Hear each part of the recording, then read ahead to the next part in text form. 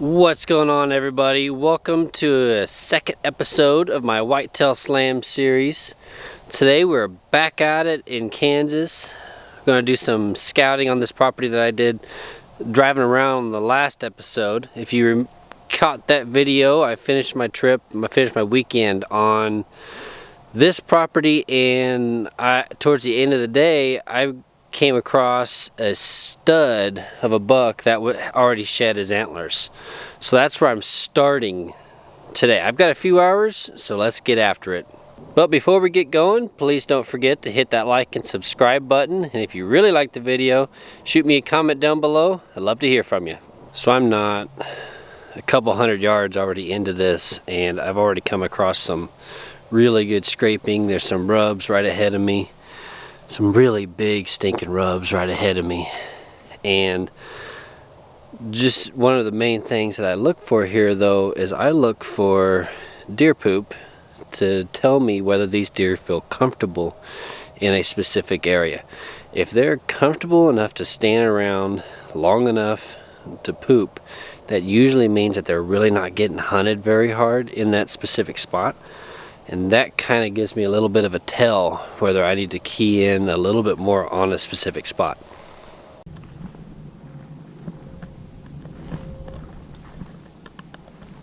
So as a scrape hunter, the kind of things that I look for when I'm looking for a scrape that could possibly be a daylight scrape is exactly what I just found. I'm looking for a larger scrape. I'm looking for multiple scrapes in a specific area like I've got here. I've got two scrapes, not 5 yards apart, I'd say. They're right on some oak trees that more than likely they've been producing because these scrapes are here. And I am sandwiched with some thick, dense bedding cover, as well as all the sign that I was just previously finding is leading right into this spot. It's all connected. Giant rubs, giant scrape here. This is a little bit further from access, so more than likely it's a good chance that this could be some daylight travel. And what it also does is it connects multiple terrain features here going north and south. So they're running this edge east and west, but it's also connecting north and south here. So this is the kind of thing when I'm looking for a possible daylight scrape, there's multiple factors that go into it, and most of the time scrapes are going to be used at night. But if I can find that scrape that does get used during the day, that tiny percentage of scrapes that get used during daylight by these mature bucks, shoot, it even has scat on it right now. That is a dead giveaway. So it's big scrapes, not everywhere, but mostly big scrapes. Multiple scrapes in an area, converging travel, producing food sources, sandwiched with some thick, dense bedding cover. You put all those things together, more than likely you're going to have a scrape that gets used during daylight.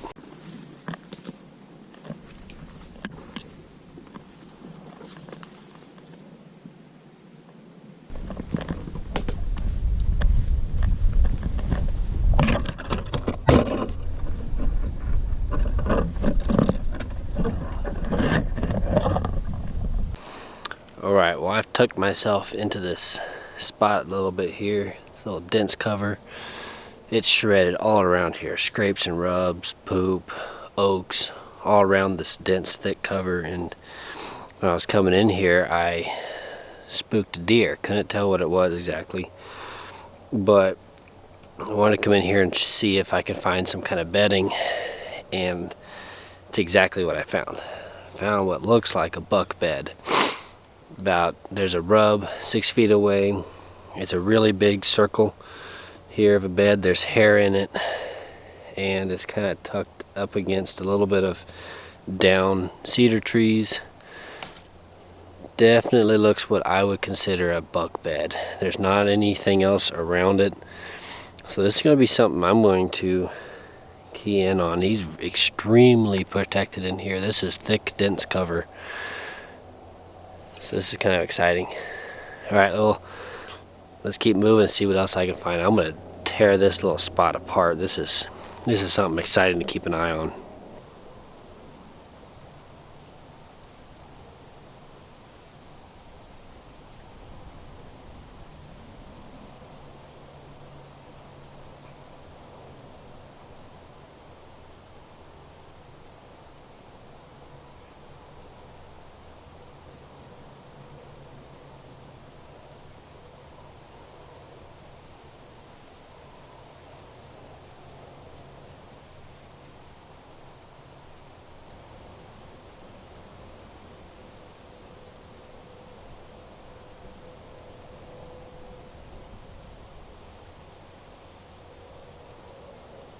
Well, I just got done tearing apart that dude's bedroom, and I'm heading back a little bit.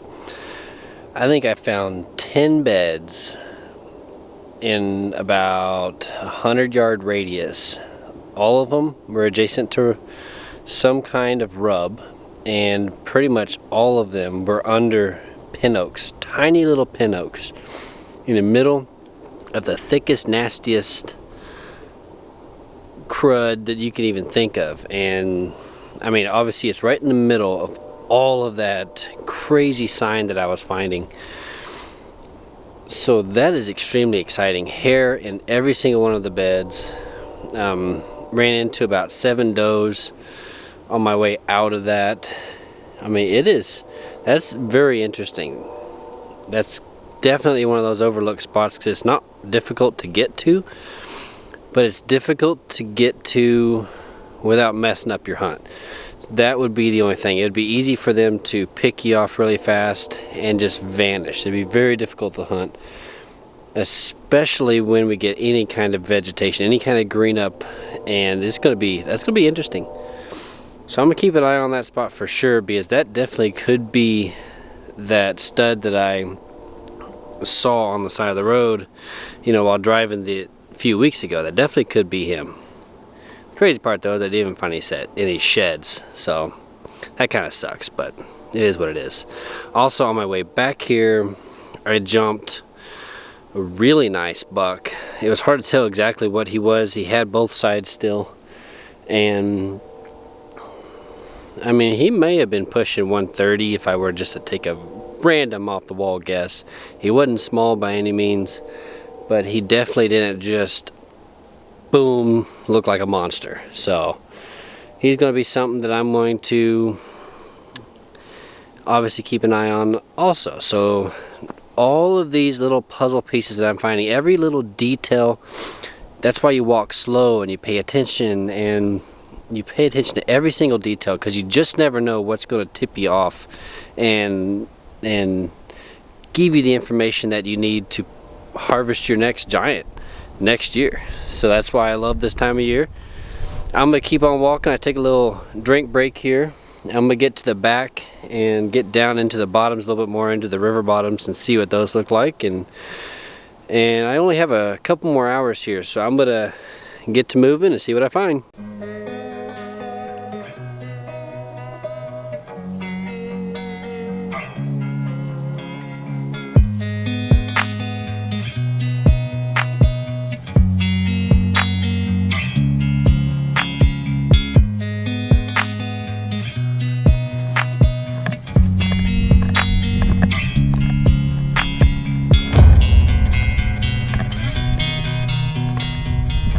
Got a pretty good crossing here. Most of this creek I've been noticing is very high bank, very steep, not very many crossings, which is awesome. That limits the amount of places that they can move from one side to the other. That side, the opposite side of what I'm on, is where the crop fields predominantly are. And it looks a little bit thicker over there than this side, so that's going to be something I'll get to another day. But putting together these number of crossings can really help me pinpoint exactly where to kind of focus my efforts, especially in these river bottoms where everything looks the same. Any kind of pinch point that you can find, any kind of crossing,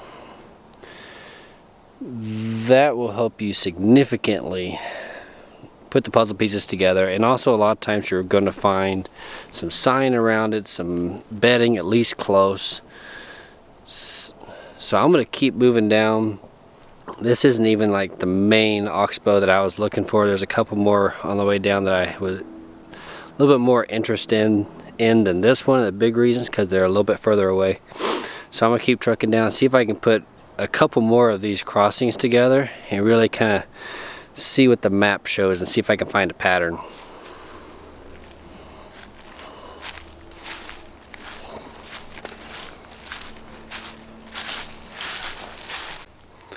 Alright, so I'm getting towards the end of my day here and walked a lot of ground.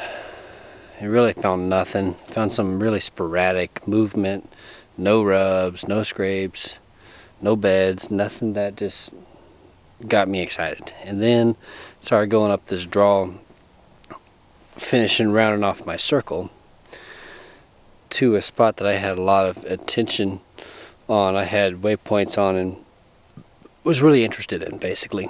And this little bench right here is a bed.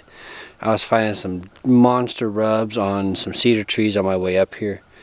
And I found this little bit of a bench right here, and there's about 5 rubs on some really good cedars. I found a bed, beat down trail in the mud anyways, and that's kind of exciting because this is not easy to get to.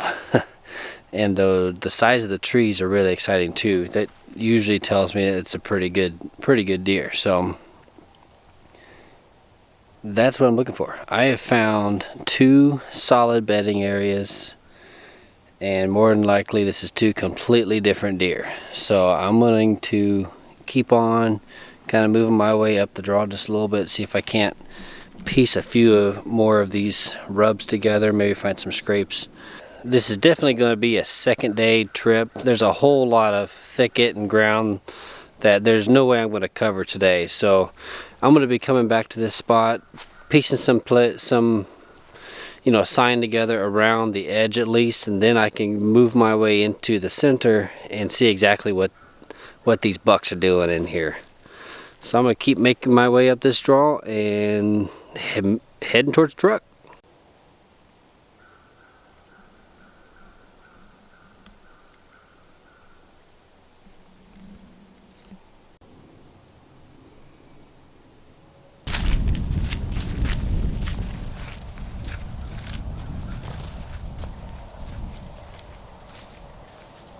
Alright, well that concludes today's adventures. That shed buck from a few weeks ago definitely tipped me off to some crazy movement patterns and bedding. If that's not him, it's another really nice buck. So I'm super pumped about that. I tore into that and then I made a big loop. A lot of it didn't pan out to be much of anything, which is okay. I did run into a nice bench that was shredded with rubs, big rubs, historical rubs too, and they're rubbing the same tree. So there's a decent chance that that's probably the same deer that's rubbing those trees over and over and over again. And I mean, they are just, that one of those trees was so rubbed in that it had a dent into it, an indention in it. It was crazy. So I'm super pumped about that. I'm going to keep eyes on all that stuff. And, this just proves that if you only have a few hours, go get in the woods. Go see what is out there. Check out a new area, maybe a close to home spot that you've never been to before. You just never know what you're going to find. You never know where your next wall hanger is going to come from. So thanks for watching, y'all. Please don't forget to hit that like and subscribe button, and I'll see you on the next video.